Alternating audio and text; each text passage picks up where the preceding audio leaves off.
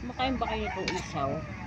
I-crispy po natin yan mamaya. Lagyan po natin ng cornstarch at saka harina.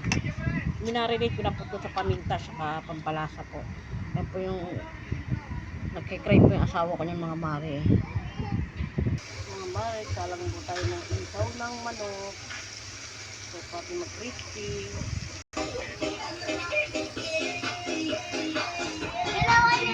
Ito mga mare, kakapiranggo. Ay na ang dami niyan. Tapos yung niluto na wala na. Impis na po. Oh, mare. Yan po. Ang konti-konti.